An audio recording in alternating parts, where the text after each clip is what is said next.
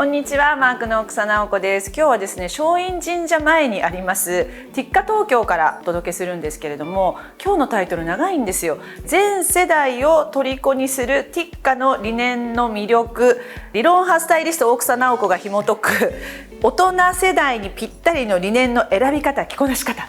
長い様々な要素が入ってますけれども、私何が好きって理念が大好きなんですよ。理念のね、魅力とか、あとはこうやったらもっとかっこよく着こなせるよみたいな技も含めてご紹介したいなと思います。ティッカ、もう皆さんね本当にご存知で、たくさんのファンの方がいらっしゃると思いますけれども、ティッカのコンセプトが最高の普通、最高にかっこいい普通、永遠のベーシック、永遠のクラシックみたいなところがテーマになっているので、毎年毎年ものすごくコンセプトが変わったりシルエットが変わったりっていうことではなくて、少しずつ進化を続けて最高になればいいよねっていうようなそういったメッセージ、私大好きでファンの方たくさんいらっしゃるかなと思うんですけれども、そのコンセプトが理念にもめちゃくちゃ映されているので、ぜひぜひその魅力を最後までご覧いただけたらなと思います。今年のおすすめのアイテムと着こなし方、そして理念のこなし方、最後にはちょっとした Q&A もお届けしますので、ぜひ最後まで楽しんでご覧いただけたらと思います。ボタンをあ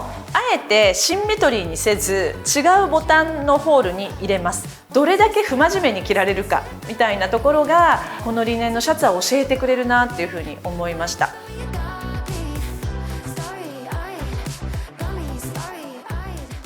ティッカのアイテムの中で理念をご紹介していくんですけれども、私もう理念が大好きで、それどうしてかっていうと、まずドライタッチなその肌触りとか、あと肌離れがいい、そしてデータによると放電性があるなんていうふうにも言われてるんですよね。天然素材なので、吸湿性だったり速乾性っていうものはもともと備わっていて、でさらに経年でどんどん変化していく、不白っていうものは年が経つと劣化していくなんていうふうにして言われますけれども、理念に関してはどんどん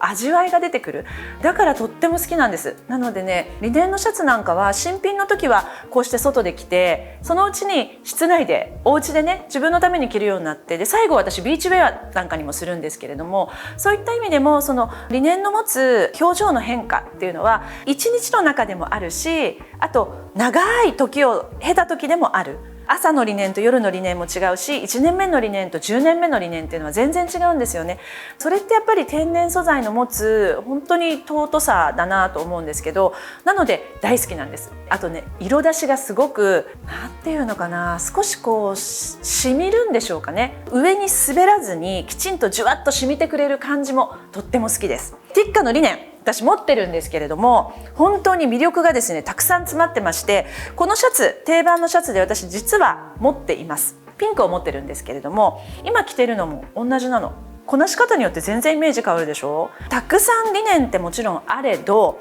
ティッカの理念が素晴らしいのは、まずはフランスのノルマンディー地方の上質な理念を使ってます。どういう意味で上質かっていうと、繊維が細くて長くてしなやかなんですね。それをギュッと詰めすぎず甘すぎず、ちょうどいい塩梅で編み立てているので、このしなやかさ、落ち感としなやかさがありながら、肌の存在を若干は感じさせるほのかなこの軽やかさはありながら、嫌な透け感がなかったりとか、そういった意味でも本当にこれは綺麗な理念だなというふうに思います。なんか思い浮かべてみると、なんかニットでローゲージハイゲージってあるじゃないですか。太い糸をざっくり編み立てていくのがローゲージ、細い糸をみっしりと編み立てていくのがハイゲージ。そのね、やっぱりちょうど間ぐらいのミドルゲージっていうのはどんなシーンでも使いやすかったり、どんな人にも合うんですけど、そのイメージかなと思います。甘すぎず、詰めすぎずっていうところもとっても使いやすいです。そして浜松で編み立てていて、染色は理念専門の染色工場でお願いしてるそうです。でそこはね、もう世界の名だたるハイブランドが指名で来るぐらいの技術を持っているところで、どうやらこれ秘密のレシピみたいで教えていただけなかったんですけど、ちょっとしたこの光沢感と、あとはなんて言うんでしょうか、上品なとろみというかまろやかな落ち感みたいなものはそこでしかできない加工だそうです。だからリネンイコールラフ、リネンイコールカジュアル、そういったイメージを覆してくれる本当に綺麗なリネンだなと思います。でこの辺りは定番の色と、形が中心になってるんですけれども、これがもう本当にザ・ベーシックですね。アウターにしてもいいし、インナーにしてもいいし、結んでもいいし、カシュクールにしてもいいというシャツになります。であとは私が去年この色のシャツを買ったんですけれども、気持ちいいパープルが入ってる、気持ちブルーミーを帯びたドラマティックなピンク、これがまた日本人の肌にとっても合うんですよね。私はよくデニムと合わせてたんですけれども、こういったカーゴパンツも人気の形です。あとはこの辺りは今私が着ている色になるんですけれども、サックスを本当に限りなく繊細にしていったっていうようなイメージで、グレーとかライラックが入っているので、また肌なじみがいいのと顔の透明感が爆上がりするなというこれは色です。そして黒、袖先がねじってあるワンピースなんかもあるんですけれども、黒といってもやっぱりここはまたリネンのカラッとしたドライ感のおかげで墨黒みたいな感じになるのがわかるかなと思います。黒ってねそんなにやっぱり色幅はないんですけれども、素材によってキャラクターが変わってくるんですよね。なのでドライなこのリネンの黒っていうのはとても軽やかで涼やかで私は好きです。こんな形もあります。そしてこちらが新色と新しい形が中心になってるんですけれども、今日リアルバイはないのかな。リアルバイがあったら私これにしようかなと思っていますが、こういったね細いストラップの、ジレというかキャミソールと、あとはパンツ、これね実はねブラウンになります。少し焦がしたようなブラウンなので、ビターなチョコレートをイメージしていただくといいんじゃないかなと思います。黒との相性もこれは本当に素敵です。これカーキになります。でカーキだけれども、そのミリタリーを思わせるようなグリーン味の強いカーキではなくて、かなり煮詰めていった感じ、グレーがたっぷり入ってるので、こちらも上品に、そしてドラマティックに着られる、カーキになります。であとはネイビー、このねリネンのネイビーも素敵だよ。これはね白いパンツと合わせたりしてもいいけど、スキッパーの形のこちらはネイビーになります。でねこれもやっぱりほのかな光沢感とうっすらとした透け感で肌を感じさせるので、肌なじみのいいネイビーになってます。2026年夏のティッカのリネンは全部で8色あるんです。そしてね型数も結構やっぱり多いので、この中から5コーディネートご紹介したいなと思います。でねリネンイコール、ちょっとカジュアルすぎるかなとか、お休みの日だけだななんていうふうに思ってる方いらっしゃるかもしれないんですけれども、大人の人が艶っぽくかっこよくモダンに着こなせるコツも挟んでいきますので、ぜひ楽しみにご覧ください。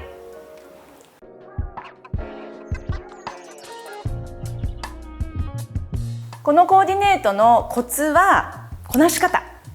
着方とでも言うんでしょうか。なんか服ってそのかかってる時が一番綺麗じゃなくて、その人のボディが入った時が一番綺麗っていう風に思うんですね。なのでただただ着ていたらかっこよかったりとか印象に残るようなコーディネートにはならなくて、それを自分に引き寄せるこなし方っていうのがすごく大事になってくるかなと思うんですけど、リネンって特にそうだなと思います。まくる、立てる、開けるみたいなことでフォルムがだいぶ変わってくるし、その人の体型とか、あとそのお洋服の特性みたいなものを考えると、そこがマストな条件かなと思うんですけど、このコーディネートでまず気をつけたのはフレンチタックと言われるフロントだけ中に入れてます。でシャツの形状からすると後ろが長くて前が短くなってるんですね。もちろんアウトにしてきてもいいんですけれども、今回ねこの少しワイドめの、下がすぼまってるのでバレるタイプのパンツに合わせる時はウエストラインを見せてあげた方がバランスがいいかなと思ったので、全部を入れるわけじゃなくて前だけ入れてあげる。そうすることで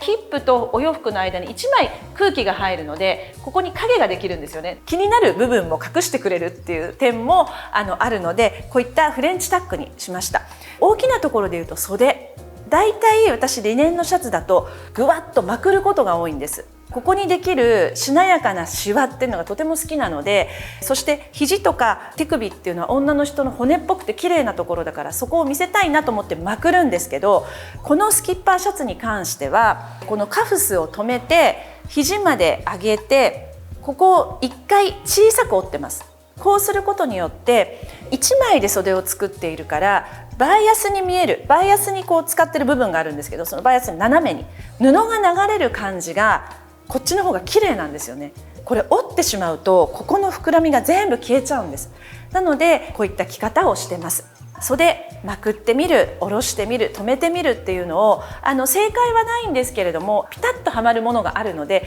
ぜひそれは鏡の前でやってみるといいかなと思います。でスキッパーで後ろに抜けるので、ちょっとこの辺がニュアンス、ムードが生まれて清潔な色っぽさみたいなものがここに宿るので、着ている時のこの色っぽさをあえて際立たせたいのでタンクトップを中に着ています。このタンクトップがちらっと動きによってスポーティーに見えることで余計にここが際立ってくるかなと思います。色合わせなんですけど、桜の花びらのような本当に日本人に馴染みの深いピンクと、あとはグレイッシュなブラウン、これ何かっていうとやっぱりそれこそ桜の色なんですよね。で自然界で近くにある色っていうのは本当に綺麗にマッチングしてくれるので、色に迷った時なんかはもしかしたらちょっと景色を見て合わせてあげるといいかなと思います。リネンオンリネンのこの素材感、例えばバッグはレザーにしたりチェーンを生かしたりっていう別の素材も少し加えてあげるととてもかっこよく決まるかなと思います。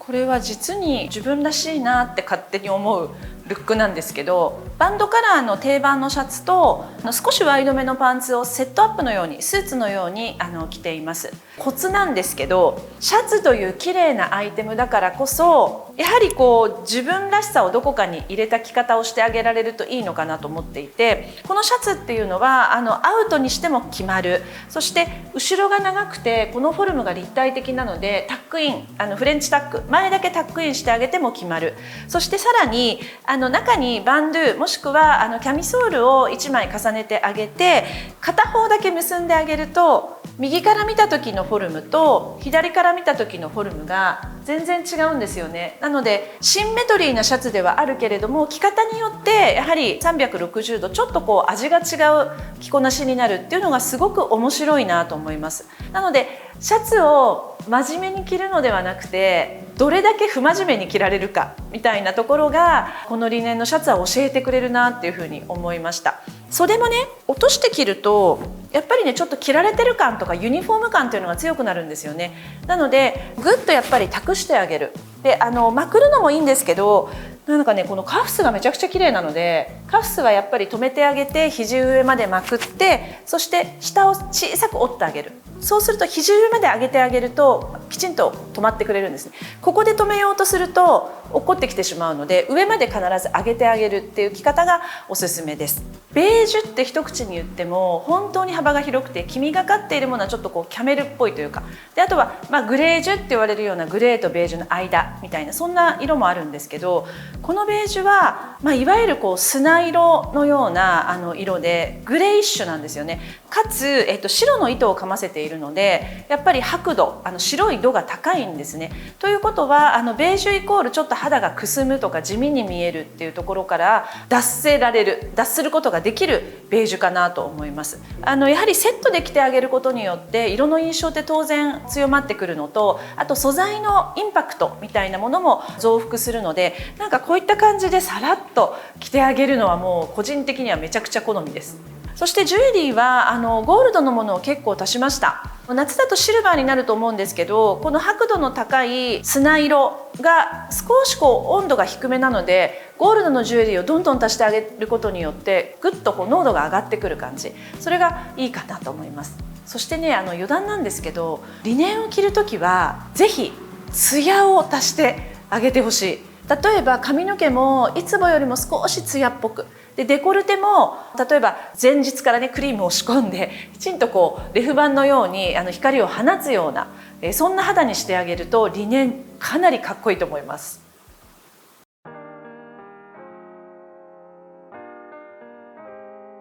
このコーディネートのコツはアシンメトリーに着崩すです。中はオールインワンで V が深く開いてるんですね。で1枚で着てももちろん可愛いし綺麗なんだけれども、ちょっと人と違う印象を残したいと思うのであれば、上に羽織ったリネンのシャツをボタンをあえてシンメトリーにせず違うボタンのホールに入れます。ということはここにハレーションが起きて、あれってなんかすごくユニークなデザインですねっていうような印象を人に残すんですね。服ってやっぱり布でもあるので、自由さ、風を通す面白さみたいなものがリネンだと一層に味わえるかなと思います。この上のシャツなんですけど、半袖のシャツで身頃が少しワイドなんです。なので1枚で着ても可愛いし、こうやって羽織のように着る。で羽織のように着た時もボタンを掛け替えて少し面白く着るっていうのができるシャツかなと思います。ジュエリーなんかもどちらかの手に重く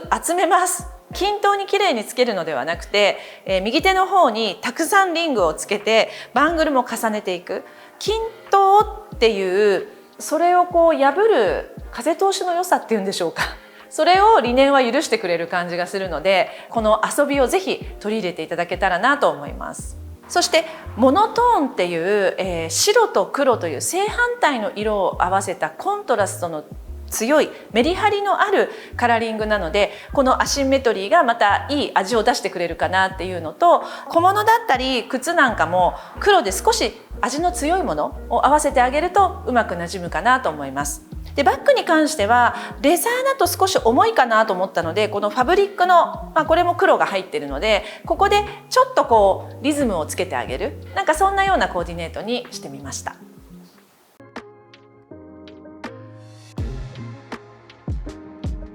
このコーディネートではちょっとカリッとドライタッチなリネンと少し落ち感があってとろみがあるポリエステルと合わせてみました。性格が違うリネンとポリエステルを合わせることによって両方の良さがこう際立ってくる。あとはリネンイコール朝の素材、カジュアルな素材っていうイメージをこのサラサラっとした素材があることによって夜対応できたりとか、あとはエレガントに持ってってくれるかなと思ってこの素材を選びました。そう、なんか素材の硬さとか、あとはこうタッチっていうのはキャラクターなんですよね。だからリネンっていうのはすごくさっぱりしてて大胆で、あとエナジェティックな女性を思わせるし、ポリエステルは繊細で柔らかで和やかな女性っていうのを思わせる。両方を組み合わせてあげることによって着る人の奥深さとか立体感みたいなものが表現できるかなと思います。合わせた、ジュエリー、あとはバッグ、靴なんかも少しドレスアップを意識したものにしているので、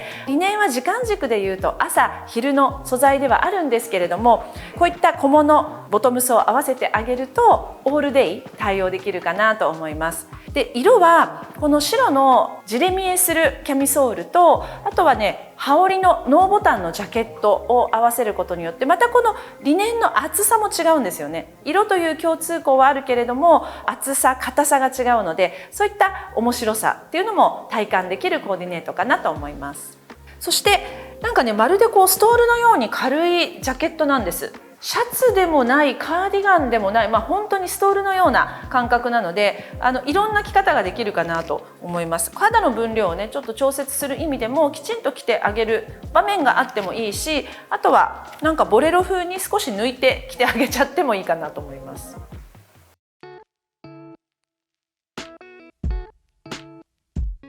5ルック目のこのコーディネートのコツなんですけど、ワンピースなのでね着方とかっていうよりは合わせ方かなと思うんですけど、リネンっていうと例えばラフィア素材のカゴバッグとかちょっとナチュラルな素材を小物も合わせがちなんですけど、エナメルの靴とあとはレザーのバッグで、そして小ぶりで色も綺麗なイエローを合わせてみました。そうすることでこのリネンの少しリラクシーなシルエットのワンピースがもしかしたら場合によってはオフィスだったりとかランチのカジュアルだったりとかに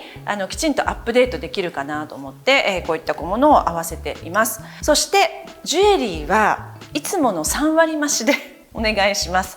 指は私こっちの左手は小指以外全部リングをつけてるんですけど、なんかね3割どころか5割増しでもいいぐらい、このナチュラル感があるからこそ地金の例えば強さとか硬さとか輝きみたいなものがすごく効いてくれるので、あえてジュエリーをもうたくさんつけて今までの人生の全て全財産つけてくださいみたいなぐらいつけてリネンを格上げしてあげる、なんかそんな着こなしも面白いかなと思います。逆にこういったキラッとしたものをたくさんつけても嫌味にならないっていうのもリネンの魅力かなと思いますので、ぜひぜひ持ってるものをミックスしてたくさんつけてあげてください。なんかリゾートライクなこういったワンピースもお袖の部分がツイストの仕様になってるんですよね。でこれもティッカのリネンが柔らかくてそしてしなやかだっていう証拠だと思うんですけど、こんなディテールがあることでタウン仕様にもしやすいかなと思います。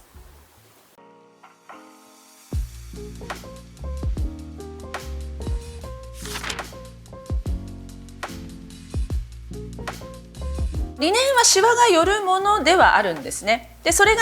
私はとても美しいなと思うんですけど、嫌なシワといいシワっていうものがあるので、なんか深いシワはやはり取ってあげた方がいいかなと思います。でティッカのリネンのアイテムっていうのは基本的に手洗いができるので、干す時少し気をつけていただいて、例えばシャツだったら後ろ身ごろから軽くスチーマーを当てます。前身ごろに戻ってきて、重要なのは襟裏、前立て裏、カフスの裏なんですね。なので裏から先にかけて表に入ってっていうここの部分を丁寧にやってあげると、だんだんシワが寄ってきてそのシワも深くなっていったとしても全体がだらしなく見えたりすることはないかなと思います。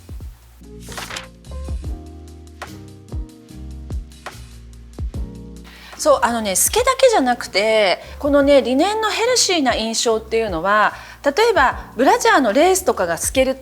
当たるっていうと結構壊れちゃうんですよね。なので中に合わせるインナーはブラキャミとかバンドゥとかそういったものがいいかなと思うんですけど、なんかブラキャミなんかもこういったねサックスの本当に薄い色だったり白だったりすると、モスグリーンとかグレーとかちょっと肌なじみのいいものを合わせてあげると透けも気にならないかなと思います。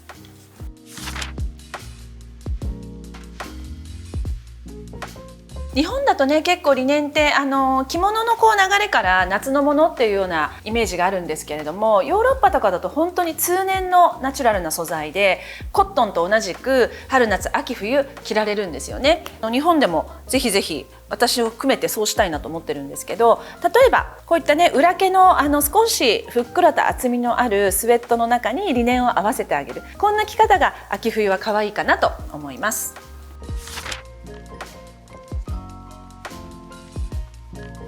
いやーこれね結構迷った。今回全部欲しかったけど、このブラウンのセットアップ、これはターコイズとかと合わせたい。このセットアップと、あとは本編内でも着た黒のオールインワン、こちらを今回のリアルバイとさせていただきたいなと思います。はい、ティッカのリネンを使った5つのコーディネートいかがでしたでしょうか。なんかリネンの魅力と、あとは実はちょっと難しいと思ってたリネンがすごくクロースに感じてもらえたらとっても嬉しいなと思います。ティッカのリネン1アイテム買うとランドリーネットが1枚ついてくるそうです。なんと太っ腹な1アイテムで1枚なんです。なので1回に3アイテム買うと3枚ついてくる可能性がある。というのは数に限りがありますので、ぜひそちらも欲しいという方はちょっとお急ぎいただけるといいのかなと思います。公式の EC と、あとはこちらのティッカ東京と金沢にあるティッカ金沢でお買い求めの方にそちらのノベルティはついてきますので、ぜひぜひチェックしてみてください。はい、今回のコンテンツ面白かったと思われる方はぜひ高評価ボタンの方をお願いいたします。これからもどんどんコンテンツ上がりますので、チャンネル登録の方もぜひよろしくお願いいたします。どのコーディネートが好きだったとか、こんな素材もちょっと取り上げてほしいとか、そんなコメントもお待ちしておりますので、ぜひコメントの方もお寄せください。今日も最後までご視聴いただきましてありがとうございました。またね。